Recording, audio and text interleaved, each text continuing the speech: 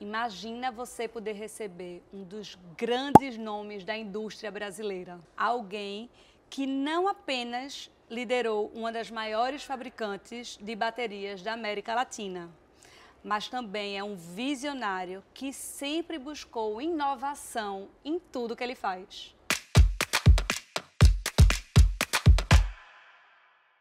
Ele é Paulo Sales, presidente do Conselho de Administração da Rede Moura, um executivo que vai muito além do corporativo. É um prazer te ter aqui, Paulo. O prazer é meu, querida.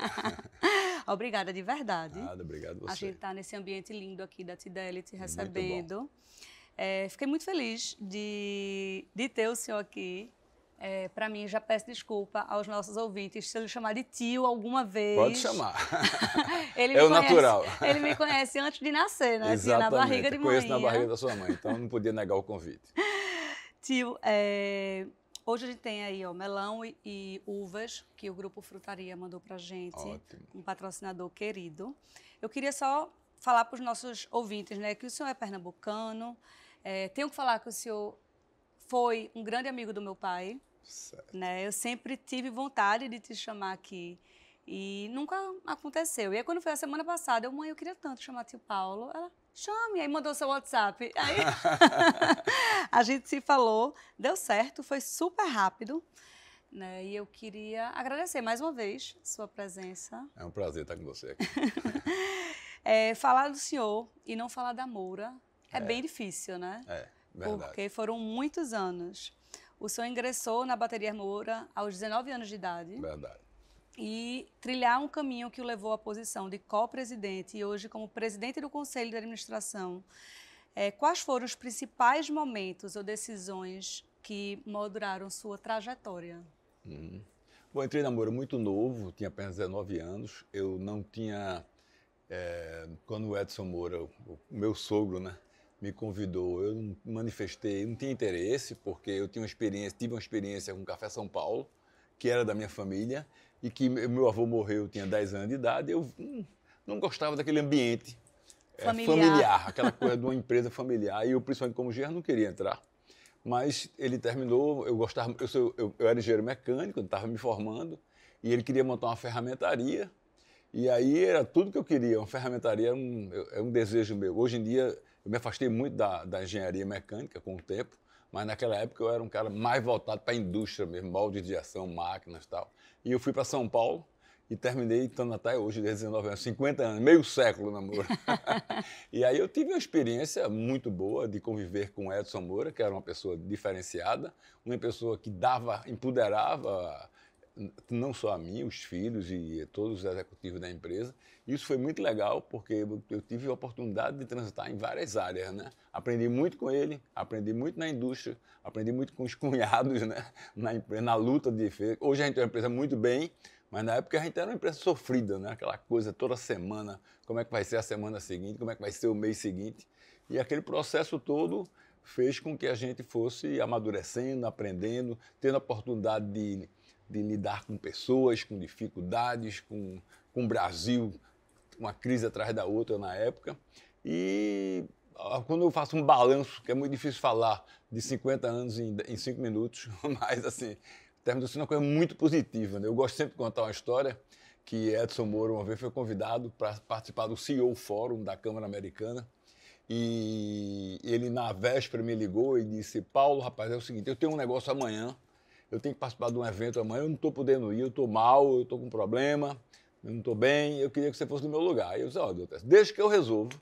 Mas o senhor foi convidado, não vou ser eu que vá no seu lugar. Mas terminou a Câmara Americana insistindo para eu ir no lugar dele, e eu perguntei qual é o tema. Ele disse: era aliança estratégica. Aí eu disse: mas quem é que vai participar? O presidente da Nike e o presidente da Microsoft. Eu disse: só me bote por último, porque eu não tenho nada para falar. Mas assim, e aí quando eu entrei, subi no palco, ele disse: ó, essa sua fala foi bem engraçada. Eu queria dizer a vocês que de aliança estratégica eu não entendo nada. Só fiz uma que deu certo, casei com a filha do dono.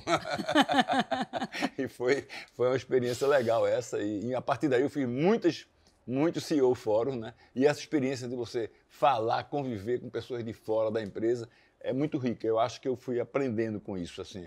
Não ficar focado só dentro da Moura. Eu comecei, depois de um determinado tempo, a olhar um pouco para fora da Moura. Ô tio, e foram 46 anos de Moura, né? Meio século, 50 anos, feito você falou há pouco. Quais os principais desafios e conquistas que você gostaria de trazer para a gente? Bom, eu acho que quando você fala de empresa, não só Moura, a grande questão é lidar com pessoas. Como lidar com pessoas, como motivar pessoas, como formar gente, como colocar pessoas no time na direção correta, como pegar pessoas jovens e fazer com que essas pessoas consigam crescer, consigam acreditar no futuro, né? Eu acho que esse processo, para mim, é o processo que foi mais rico, né? Dentro dessa linha, fora isso, você tem a área financeira, a área tributária, vamos dizer assim. Eu terminei indo muito para um olhar de marca, do marketing, que é uma coisa que eu gosto muito e que na Moura a gente fez isso muito bem. Eu participei disso, eu tenho um maior orgulho de ter participado disso, com Edson Filho, que teve uma grande participação nessa época também. E, enfim, todos esses caminhos complicados de uma empresa é um organismo vivo, extremamente complexo e precisa de você estar o tempo todo tentando, sem perder o norte, né? Tá se adaptando ao espírito do tempo e criando novas situações para você ter um futuro garantido ou que você tenha o menor risco possível de criar um problema que a empresa deixe de não ser longeva, não se perpetue. Verdade. Ô tio, como você vê a importância da inovação e da sustentabilidade na estratégia de crescimento da Moura, né? Especialmente no contexto da transição para a energia renovável?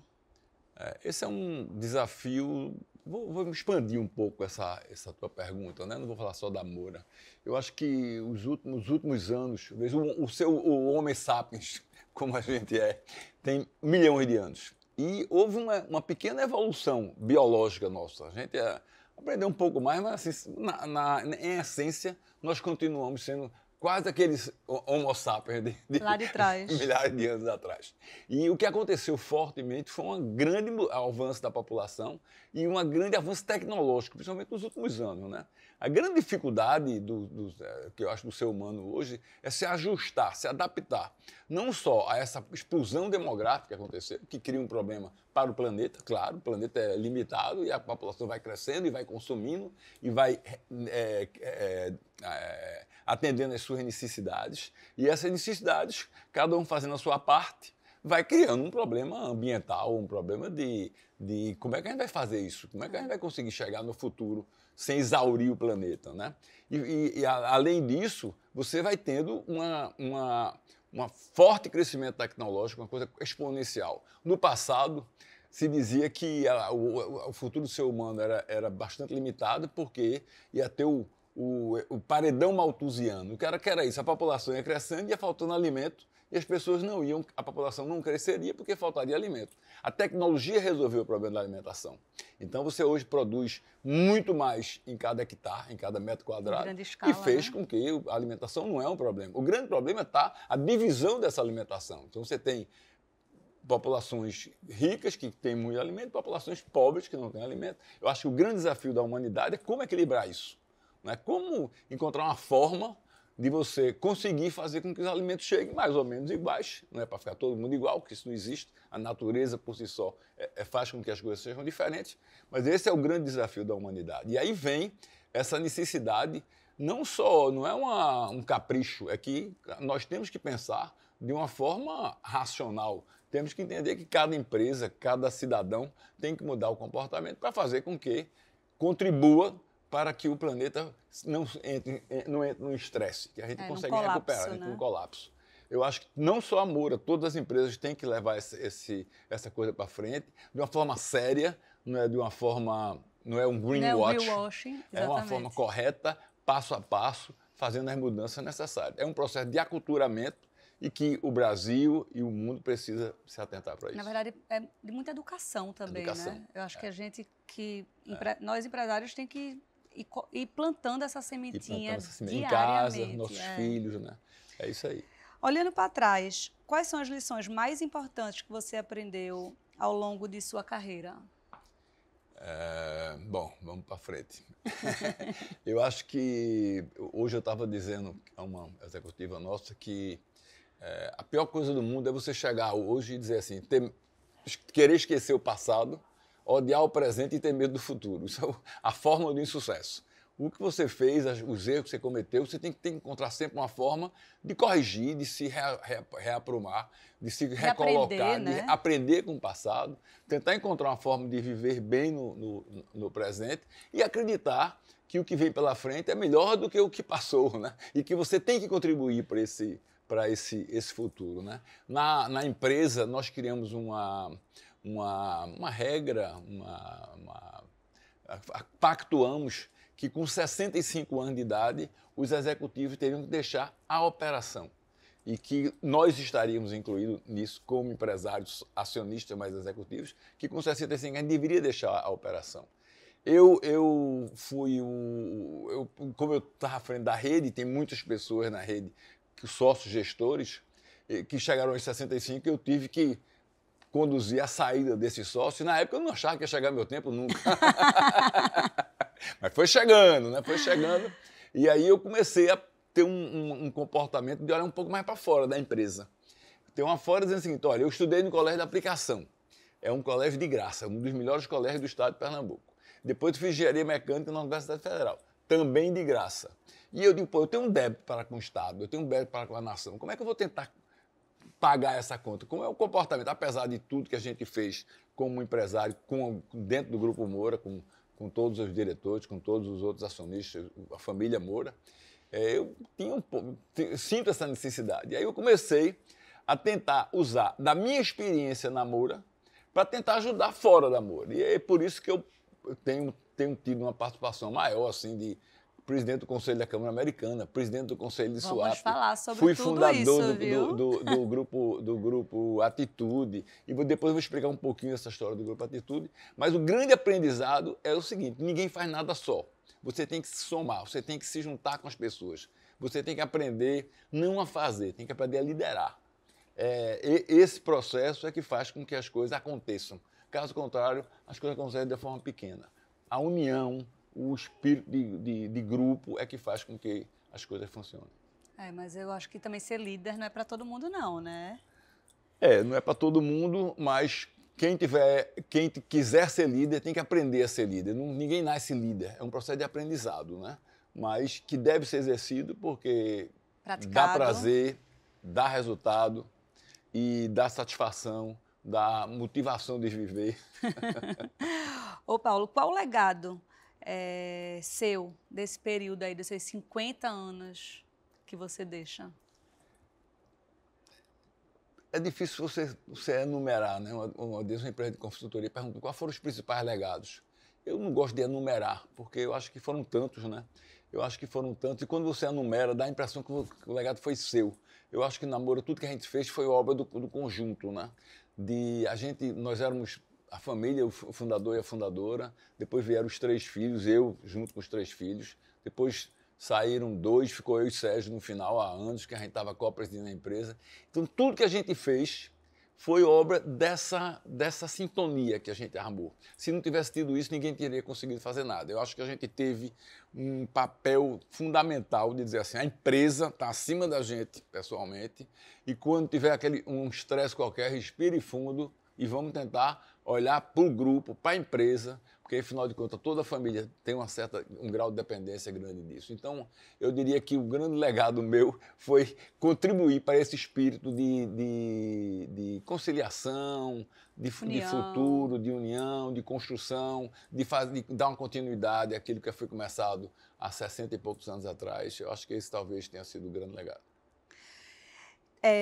Paulo, você agora com 69 anos, avô de 5 netos, pai de 2 filhas maravilhosas, casada com tia Cessa, incrível. Como você planeja aproveitar aí o seu tempo, além das reuniões de conselho, palestras que costuma dar? Com o fim aí, né, do ciclo dessa direção da Moura, o que é que você está fazendo agora? Você já deu uma leve explanada, mas conta aí pra gente, né, sua energia, para onde está indo? Veja, eu cada vez me convenço mais de que o Brasil não tem solução se nós sociedade civil organizada, não passarmos a ter um papel de mais ação no dia a dia. Não é ser político.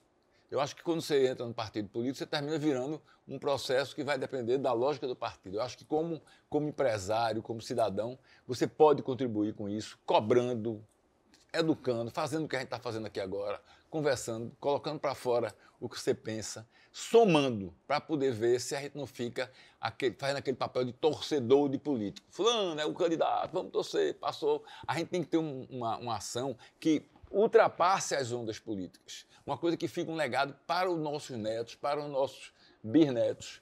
Um Brasil melhor, um Brasil mais igual. Eu acho que a gente tem condições de fazer isso se o cidadão brasileiro aprender a cobrar e saber o que quer. Se a gente tiver um plano de Estado, a gente vai ter um quadro político melhor. Eu não acho que a gente tem um quadro político especificamente ruim. Um dia desse brincando, eu disse, olha, você está reclamando da Câmara de Deputados, vamos fazer o seguinte, você é advogado, tira os 530 e bote 530 advogados, vai melhorar ou vai piorar. E ele ficou rindo. Eu brincando, dizendo, pode botar 530 médicos ou empresários. Não é fácil, aquilo é um retrato da sociedade. O que está faltando para mim, para a gente consolidar a democracia, é a participação maior do cidadão. E aí eu tenho procurado fazer esse papel. Às vezes é frustrante, porque você não consegue realizar tanto, mas eu acho que esse é o papel que eu me coloco, tentar ajudar em qualquer desses processos. O senhor foi fundador, né, e presidente do Grupo Atitude, aqui de Pernambuco. Qual foi a sua motivação por trás da criação desse movimento? Explica aí para a gente. Nós percebemos, né, eu percebi que havia outros empresários com desconforto, tentando, o que a gente pode fazer em conjunto? Eram 4, 5, eu e mais 4 ou 5 amigos, que eu não vou citar o nome aqui, porque eu não sei se eles querem, mas assim, é uma turma que estava querendo, havia um desconforto. E esse desconforto, num determinado momento, parecia ser um desconforto que ia gerar alguém ser candidato a alguma coisa. E aí, nós, procurando identificar o que a gente podia fazer em conjunto, nós conhecemos no Espírito Santo o Espírito Santo em Ação, que é uma instituição formada por empresários, por executivos, há 15 ou 20 anos atrás, eu não recordo bem o tempo, mas que começou a fazer um trabalho de tentar colocar o Espírito Santo numa posição melhor do que estava no passado. E conseguiram fazer muita coisa. O Grupo Atitude nasceu dessa necessidade. Nós nos colocamos como missionários, o dever de fazer com que o Estado seja um Estado melhor, tentando participar de uma forma ou de outra. Tentamos observar quais são as necessidades do Estado, mapeamos isso, fomos ao governo anterior, estamos no governo atual, falamos com a prefeitura, tentamos desenvolver projetos como, por exemplo, o projeto do Arco Metropolitano, resgatar aquilo, isso estou dando 3 anos atrás, hoje está de pé. Resgatamos o projeto da entrada de Recife, da Vitarella. São preocupações que a Escola de Sargento do Exército em Camaragibe, que a gente tentou, de uma forma ou de outra, contribuir para ajudar. Na pandemia, nós fizemos um trabalho belíssimo, que ninguém vê, mas foi um trabalho fantástico. A gente conseguiu atuar fortemente e fez grandes entregas. Enfim, nos reunimos 2 ou 3 vezes por mês e estamos sempre tentando buscar caminhos, conversamos com o governo, conversamos com a prefeitura e nós temos que ter um papel que ultrapasse a questão da sua pessoa como empresa. Você tem que olhar o Estado. É isso que a gente procura fazer. Eu acho que depois veio o Guilherme Ferreira Costa, que me substituiu, agora é o Alinagem, e de 3 em 3 anos um novo empresário assumirá esse papel e a gente vai procurar fazer isso em conjunto. E esses encontros ainda acontecem mensalmente? Acontecem mensalmente, nós hoje somos 27 na realidade, e naturalmente que esse processo é um processo relativamente novo e as coisas vão sendo retroalimentadas, a gente tem que ter um processo de aculturamento do grupo, o grupo não pode pensar em si, tem que pensar no Estado, numa federação da indústria, a federação tem que pensar na indústria, nós não temos esse papel, nós temos um papel de olhar o futuro do Estado, para fora e não para dentro. Isso é bem importante e é uma tarefa às vezes até difícil, né? Então, muito difícil, mas a gente viu que isso aconteceu no Espírito Santo em Ação com muita força. Na época, o governador era o Paulo Artung, ele nos recebeu lá, fomos almoçar com ele. Amanhã, por coincidência, estaremos com ele aqui em Recife. Ele vai lá na Casa Zero, lá com o Fábio, depois vai fazer uma palestra não só para a Atitude, ele está vindo em nome do Renova BR, que é outro projeto fantástico de formação de políticos, de formação de jovens talentos Sabe que políticos. Fábio veio aqui, né, no podcast. Eu sei, eu vi. E para poder fazer com que a gente vá melhorando o Brasil. Acho que o Brasil é um país que tem muito futuro, mas a gente precisa acreditar, a gente precisa trabalhar. Não adianta só torcer ou estar reclamando. Pois é É verdade. preciso agir. É verdade.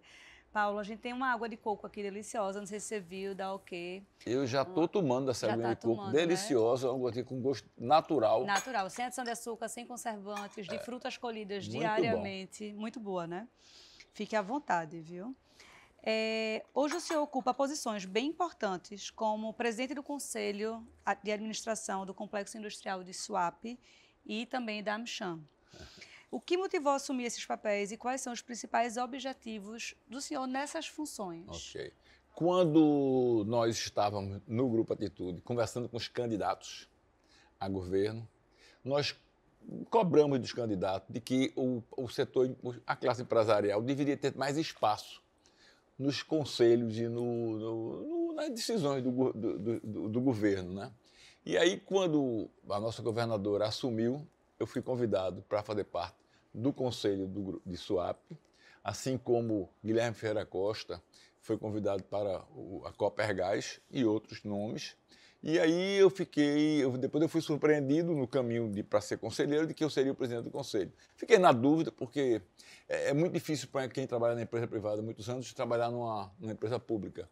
Mas estou tentando dar minha contribuição, tenho certeza Aceitou o desafio. Aceitei o desafio, fui lá, estou lá todo mês reunido, tentando fazer com que Suape fique ainda melhor do que é. A Suape é uma pérola do estado de Pernambuco.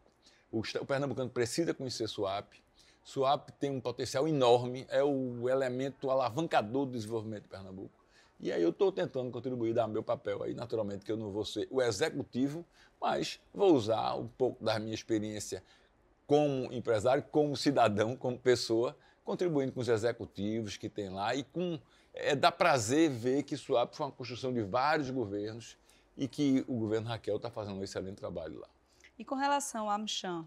A Câmara Americana é quando eu jovem ainda, quando eu falei, eu fui primeira CEO Fórum aqui em Recife, depois eu fui convidado para outro CEO Fórum. Eu dizia às meninas da Câmara que elas me usavam como palestrante tampão, porque eu era mais fácil, eu sou mais fácil de aceitar, não crio muito problema. E quando faltava um palestrante, elas me chamavam.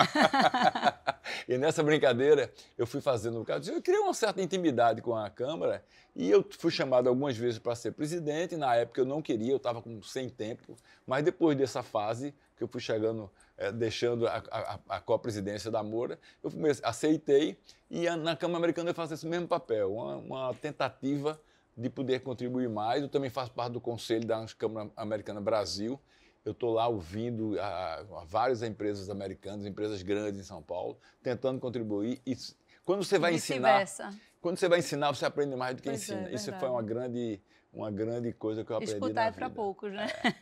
Você vai para empresas menores, participa, se reúne. Eu fui da Endeavor também. Na Endeavor eu aprendi muito, tentando, como conselheiro da Endeavor, eu tive muitas reuniões interessantes. Eu acho que esse lado do digital, da inovação, essa visão assim meio de startup que eu comecei a ter de uns 15 anos para cá, isso foi lá na Endeavor, não tenho dúvida. O dia a dia lá com a turma jovem. Eu acho o senhor super moderno. O senhor é ótimo, né? Você já reclamou 10 senhor vezes, mas não tem ótimo, jeito. É verdade. Eu acho assim, você demais, assim, super moderno, atual. Obrigado. E isso aproxima até dos jovens. Sem dúvida. E aí eu vou uma pergunta, algo que eu não sei se você já pensou, né? Mas agora que você tem mais tempo para refletir aí sobre sua trajetória, você considera a ideia de mentorar jovens empreendedores ou jovens executivos? Já pensou nisso? Bom, na Câmara Americana, eu criei uma mentoria onde eu convenci, numa conversa com os executivos de lá, com o conselho, de que nós deveríamos doar 1 ou 2 horas por semana para mentorar pequenas empresas, pequenos empresários e tal. Isso foi um projeto extremamente exitoso. Nós tivemos uma primeira fase, primeiro ano, segundo ano, fazendo esse trabalho, dois mentores e o mentorado fazendo as perguntas, a gente respondendo. Eram 4 encontros de 2 horas e isso teve um resultado muito positivo para a gente e para eles. E nós vamos resgatar isso na Câmara Americana. Você tem que ter muito cuidado com isso para você não querer ser professor. É mais ouvir, tentar Entender, dar alguns caminhos, algumas dicas, sem querer dar a resposta, né? É aquele processo de ensinar a pescar do que dar o peixe, né? Você vai forçar o cara a dizer, o que é que você está pensando? Por que você está pensando? Isso está errado. Você não pode ir por aí. Você está pensando em... O que é que você está pensando para o ano? Eu estou querendo dobrar. Você pode dobrar, tem caixa. Um pouco da experiência que a gente tem. E isso, tenho certeza que ajuda demais. E a gente vai voltar na Câmara Americana a fazer isso. E eu tenho uma certa disponibilidade sempre. Quando você me convidou, eu aceitei, principalmente porque você era jovem. Quer dizer que se eu fosse com 60, né? Talvez não tenha mais tempo para perder com esse pessoal, não. Por isso que isso aí tá atual, jovem, Tá moderno. É verdade. Tia Cessa, viu, Tia Cessa? Que se cuide, né? Minha mulher tá ótima ela também. Ela é demais, maravilhosa. Você uma vez... Eu já conhecia o senhor bastante, né, lógico, e mesmo assim eu ainda procurei ler um pouco sobre algumas reportagens, né, e você falou assim, que eu achei bem interessante, sobre os hobbies, né, você revelou que não joga futebol, que não joga tênis e nem joga golfe, atributos de muitos executivos de grandes companhias. Verdade. O que é que o senhor faz para cuidar da mente e corpo? Muito bom.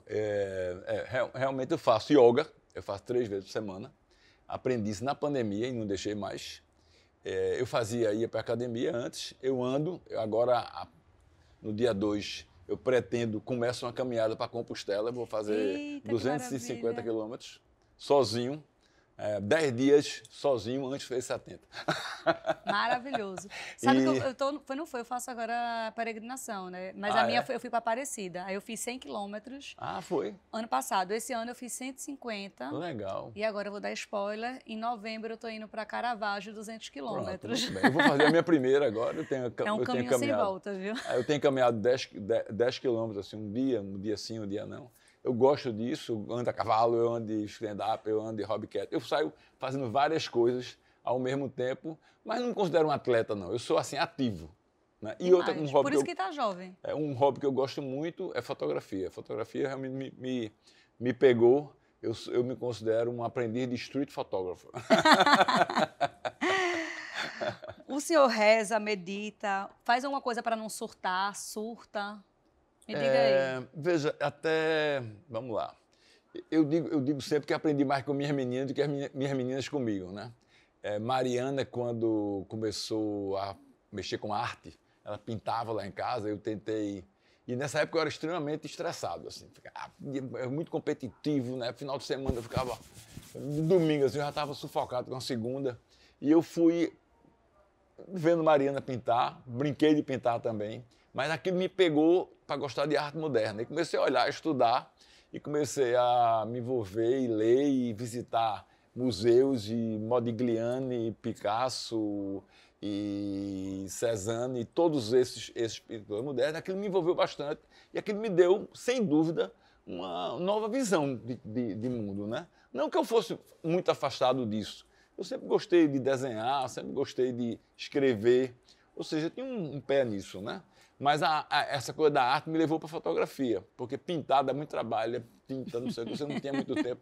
E é um negócio complexo. Fotografia é mais, não vou dizer que é menos complexo, mas tem gente que diz que não é arte, mas deu muito prazer, dá muito prazer. E quais conselhos o senhor daria para executivos que buscam um equilíbrio? Vou contar uma história que eu conto sempre. Uma vez eu ia saindo de Salvador e um vendedor me deu um livrinho, aquele livrinho que tem assim, os 8 princípios do sucesso. Parecia uma coisa bem autoajuda, né? E eu confesso que quando eu entrei no avião, eu peguei o livrinho e botei naquela sacola da bolsinha. E no caminho de São Paulo, peguei o livro de volta, aí eu olhei, aí James Allen, 1911. Pô, esse cara escreveu isso em 1911. E fui dar uma olhadinha. E aí, rapidamente olhando aqui, o cara falava em 8 pilares do sucesso. Digo, 8 pilares, né? E ele falou de uma coisa que depois eu vi que, antes dele, de 1911, se falava sempre nisso. Então, o que eu digo é o seguinte, existe sempre algumas coisas que você não pode abrir mão para ter sucesso. Primeiro, capacidade de trabalho, né? Depois, capacidade de sistematização. Começou uma coisa, qual é a forma melhor? Tem que buscar, acompanhar, né? Fazer mais com menos. Enfim, simpatia, você chegar nos cantos, evitar de criar arestas com todo mundo. Então, são coisas que são filosóficas, antigas, mas que perduram para sempre. Está inerente ao ser humano. Você não pode ir contra determinadas regras de comportamento, determinadas cláusulas pétreas filosóficas. Você tem que levar sempre isso em consideração. E mesclar isso com inovação, com tecnologia, sabendo que tem que haver equilíbrio. Desequilibrou, você vai ter problema. Ou se não for um problema no momento, vai acontecer mais na frente. Então, a busca do equilíbrio, a busca de sem perder o norte. Eu chamo isso de... Eu digo o seguinte, foi uma coisa que eu criei lá na palestra em Fortaleza, que ficou legal, eu vou repetir aqui. Eu dizendo o seguinte, antigamente você ia viajar, você pegava um mapa, abria um atlas, um mapa, qual é a estrada que eu vou pegar para ir daqui para Salvador, você ia sair traçando. A mulher, o amigo ia do lado, olha no mapa, virou de cabeça para baixo, aquela confusão. Depois veio o GPS. E o GPS era o mapa eletrônico. Se quer ir tal canto, ele dava com a estrada. Depois veio o Waze. E o Waze revolucionou, porque o Waze é o tempo real. Ele não diz o caminho certo, ele vai ajustando o caminho. E eu chamo isso jeito Waze de ser. Eu digo, você tem que encontrar uma forma, tem que ter o jeito Waze de ser. Surge uma dificuldade, se ajuste, sem perder o seu rumo, recalcula a rota, mas recalcula, dê um tempo, busque um caminho, mas sempre buscando o seu norte, né? Gostei, essa coisa tem que ser assim, porque senão você se disser, tem que ser assim, daquele jeito, por aqui, às vezes não dá, e você dá com emburro na água, porque não fez um pequeno desvio, não enxergou, não usou a tecnologia, não usou o bom senso, não teve paz para buscar o caminho. Eu prego sempre isso, ó, calma, calma, calma, lembre-se do jeito esse de ser. Se é para mudar, muda, mas não perde o norte. Gostei, aprendi essa, viu? Olha, o senhor escreveu o livro sobre cabeça, corpo e carnaval. Ela reflete sua paixão pela escrita, fotografia, pintura, expressando sua visão sobre a vida e o mundo ao seu redor. O que foi que motivou o senhor a escrever? Bom, eu escrevia, eu sou relativamente organizado e guardava o que eu escrevia. Não lia, guardava, ia guardando. Na pandemia, eu resgatei tudo aquilo e eu ouvi uma pessoa dizendo, não guarde para você uma coisa que você fez. Você vai morrer, aquilo vai desaparecer. Eu achei que valia a pena eu transformar aquilo num livro que outras pessoas tivessem acesso. Não que sejam uma literatura boa, espetacular, mas são coisas que saiu da minha alma, né? Normalmente de conversa, de observação de pessoas, e transformei isso num livro com a ajuda de algumas pessoas. E foi um projeto que me deu bastante prazer. Eu tinha um projeto de fazer o segundo, e aí aconteceu coisas da vida. Quando saiu o primeiro, eu parei de escrever. Mas tem um conjunto de contos que eu vou trabalhar, porque você começa a se cobrar muito. Quando você se cobra muito, aí fica um negócio mais pesado. Passa a ser, de vez de eu escrever sabendo que é para uma gaveta, escrever dizendo que vai para um livro é uma responsabilidade muito maior. Uma vez eu perguntei a Luiz Fernando Veríssimo, ele estava, acho que em Toquinho, na casa de Zé Paulo Cavalcante, alguma coisa assim, e eu disse, deve ser muito difícil, deve ser muito gostoso parar assim e escrever um conto com a facilidade que você escreve. Ele disse, é o que você pensa, dá um trabalho danado. E tudo dá trabalho, para fazer bem feito dá trabalho. Mas deu muito prazer e eu acho que essa relação com a arte, com o livro, com a escrita, com a fotografia, com a arte, deixa você mais leve. E deixando mais leve, as coisas ficam mais fáceis. As coisas fluem, né? Fluem. Tio, o senhor é pai, é avô, né, marido. O que te gratifica mais? Em qual posição? Bom, ser pai foi um negócio fantástico, né? Mas quando eu fui avô, quando você é pai, você é muito jovem. E aí você está num ritmo muito de trabalho e tal. Aí você vai levando aquilo meio assim, tocando sem pensar muito. Quando nasceu a Anitta, a primeira neta, aquilo me impactou bastante. Hoje em dia, olhando para trás, eu fiquei assim, um negócio até talvez meio doentio. Quantos anos tem a Anitta hoje? Tem 18. E eu ia ver a Anitta todo dia, saía de casa, ia ver a Anitta e tal. Eu cheguei ao ridículo de ir almoçar com a Anitta com 1 ano e meio, 2 anos, assim, e tinha ciúme que minha mulher fosse ou que Mariana fosse. Eu queria conviver com ela ali. E foi muito legal. E hoje tem uns 5, naturalmente que aí eu não fiz a mesma coisa com todos os outros, né? Mas foi um negócio mágico, você vê, dá aquela sensação de continuidade, né? que a vida é finita, mas na realidade não é finita. Você continua nas outras pessoas que você deixa, nas relações que você deixa. Isso deixa a pessoa mais confortável. Eu não acredito em segunda vida, mas acredito que a vida rola com o que você deixou. Com certeza. Paulo, para encerrar a nossa conversa, se você pudesse deixar uma mensagem para os jovens líderes que estão começando agora e para aqueles que querem fazer a diferença, qual seria o conselho mais valioso que você daria, baseado aí nas suas experiências, na sua trajetória? Eu li lendo um livro de Eduardo Gianetti, ele falava numa experiência que foi feita com jovens, com crianças, e ele tentou, ele não, foi na Inglaterra esse experimento, e fez um experimento com várias crianças, tentando entender qual era a crença daquelas crianças no futuro. Como é que eles faziam isso? Eles diziam, você quer um pirulito agora ou 30 pirulitos daqui a 30 dias? O menino dizia, eu quero um agora. Mas se você dissesse, você quer 30 daqui a 30 dias, ou 100 daqui a 60, ele dizia 100 daqui a 60.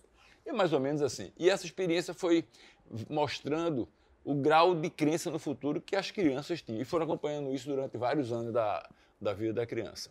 E aí chegou-se à conclusão de que as crianças que acreditavam no futuro foram as que tiveram mais sucesso na vida. Não só sucesso financeiro. É muito comum a gente associar sucesso a só sucesso financeiro. O dinheiro, né? Mas sucesso como cidadão, como plenitude, como felicidade e tal. E aí, por que as pessoas perdem a crença no futuro? A gente tende a dizer, o que me pede um negócio, você diz, ó, domingo eu lhe levo para o parque, ele não leva. No próximo seu aniversário eu vou lhe dar tal coisa, não dá. Você esquece, você não cumpre as promessas. E aí a pessoa, naturalmente, que perde a crença que o futuro não existe, só existe o presente. E aí leva a não estudar, leva a, quando começa a vida empresarial, gastar mais do que ganha, e aí começa a levar a um desastre. Então, a primeira coisa, procure ter uma rotina, práticas que façam que você e quem está em redor de você acredite no futuro. Quem não acredita no futuro está morto. Quem não acredita no futuro tem depressão. Quem não acredita no futuro gasta mais do que ganha e não constrói nada muito forte. Né? Tudo para ser construído leva muito tempo. Qualquer projeto novo leva alguns anos. É preciso ter paciência para poder executar isso, porque senão você fica saltando de galho em galho sem executar nada. Então, a crença maior que eu digo é, o que eu deixo de recado é, arrume uma forma de pensar no futuro, de acreditar no futuro. Caso contrário, sua vida vai ficando mais difícil. Verdade. Obrigadíssima, eu amei ter o senhor aqui. Foi bom? Gostou? Adorei. Por que o senhor trouxe tantas anotações aí? Ele trouxe um papelzinho. Eu estava rabiscando. Eu tenho mania de quando eu estou pensando, eu fico rabiscando assim. Aí, posso levar o papelzinho e digo, meu Deus, será que ele vai fazer um podcast comigo? Então ferrada. Não, porque eu tinha você disse, mas quem viu, eu fiquei anotando ali. Aí guardei o papelzinho comigo. Obrigadíssima, viu? De Ótimo. verdade. Feliz. Queria que o senhor falasse sua rede social. Não sei se é aberta, se é fechada, se o senhor quer deixar alguma rede social. Ou tem alguma coisa relacionada, sei lá, ao trabalho, enfim. Não, eu uso o Facebook e uso o Instagram. Pouco, mas uso. Então pronto, eu posso botar seu Instagram? Pode. Vou botar, vou colocar aqui na descrição. Acho que é Paulo Salles, traçado, eu mando pra você. Eu tenho, lhe sigo. Tens? E foi engraçado, no dia que você ligou pra mim, eu tinha acabado de lhe ver. No Instagram, né? Foi sucesso, acabei de lhe ver no Instagram. Foi. Queria agradecer a Florence, que enviou essas flores maravilhosas, sempre deixando aqui nosso ambiente mais florido e mais alegre. Não se esqueçam de se inscrever no canal, curtir o episódio, compartilhar. Tenho certeza que você vai ter vários insights com o Paulo Salles. Tem o nosso Instagram também, @SigaManuCast. Lá a gente posta algumas novidades. Até o próximo episódio. Tchau!